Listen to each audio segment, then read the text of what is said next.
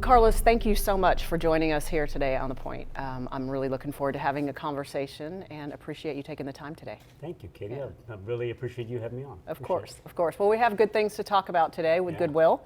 And, looking at the history of Goodwill, it really was one of the first workforce development organizations. Tell me a little bit about that history and tell me the role that it plays in workforce development now. Yeah, Katie, you and I have had conversations about that fact, and people don't really understand that, and for good reason, because most interaction with the Goodwill is through a store, either donation or shopping. But that's not why Goodwill was founded. Goodwill was founded really to solve a problem. Take it back to 1902 in Boston. Methodist minister Edgar J. Helms observed the plight of recent immigrants to the country, poor people, people with disabilities, felt compassion, wanted to try to help. So he would ask people of the church and the community to give gently used items they no longer needed so he could provide to them. And over time, he realized nothing was changing in their circumstance. They were still struggling. So he decided the way to change that was to remove the barriers that were keeping them from being able to be gainfully employed.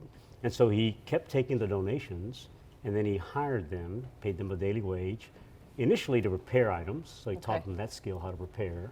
And then he opened up a store in the basement of his church and started selling that so that he could keep that process going. So that's how Goodwill was founded, was donations, workforce training through upskilling and removal of barriers, and then sales to be able to keep people employed, of course. In San Antonio, the idea of a Goodwill started in the 30s, and the idea was to try to bring that to here to try to help people with disabilities, but it really took root in the 40s. So think back, right, World War II happening, and a group of local business members, many of whom your listeners will recognize, G.S. McCreeless, the McCreeless family in the mall that many of us grew up shopping at.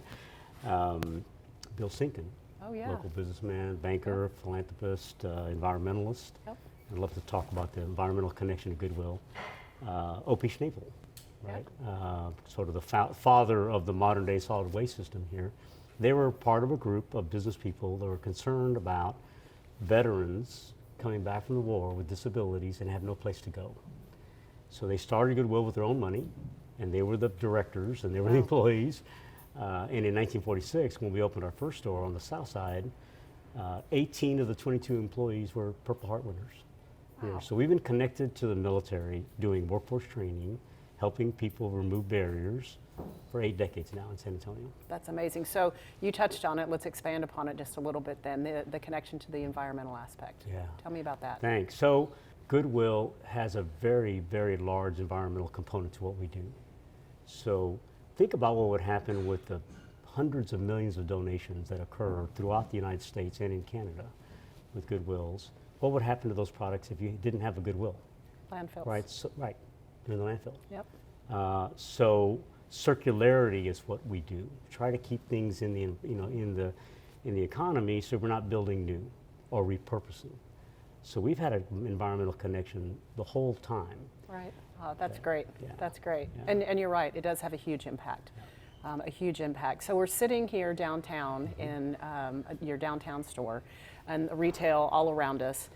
Help with the connection of our viewers of when they make donations or when they come and shop at a retail location, how that impacts Goodwill and how they're part of that whole cycle. We ought to have a sign or some kind of a QR code that says, ever wonder what happened to the donations? Whatever happens to them? Because they're a key component to helping us fulfill our mission.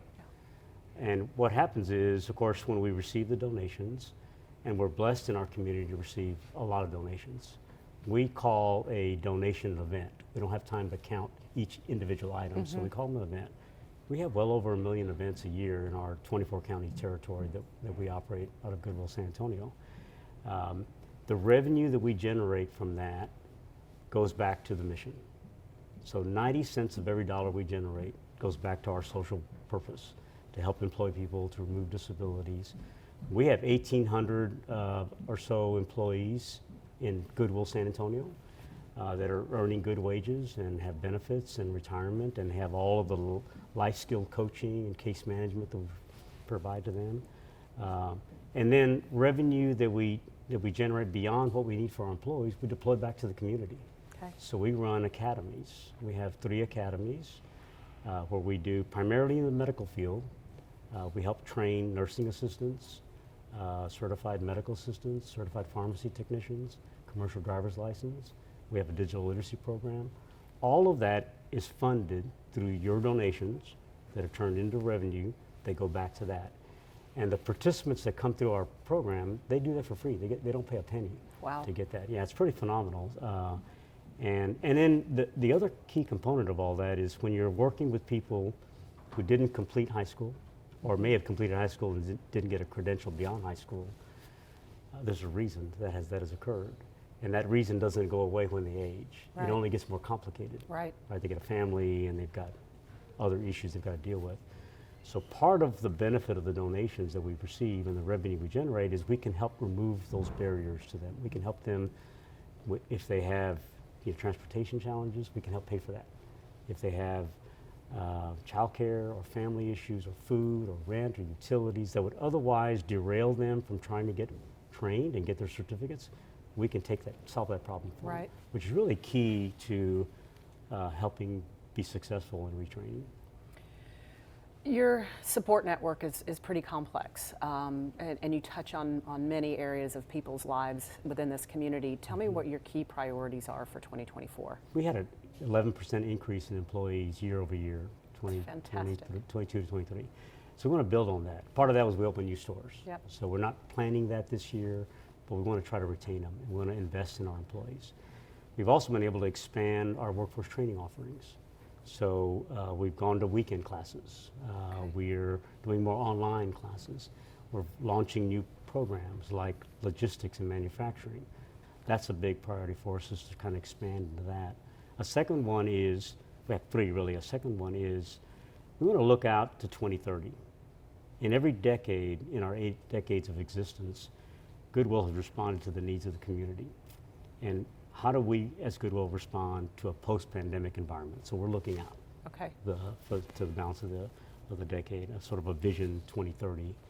That happens to be our 85th birthday, so it lines up beautiful with that. The third thing is we need to expand our facilities. So we're looking for a campus setting, hopefully in the urban core, where we can have more training opportunities, because that's where we really transform lives, is when we can offer training to people as opposed to just helping them find a job, which we do. Right.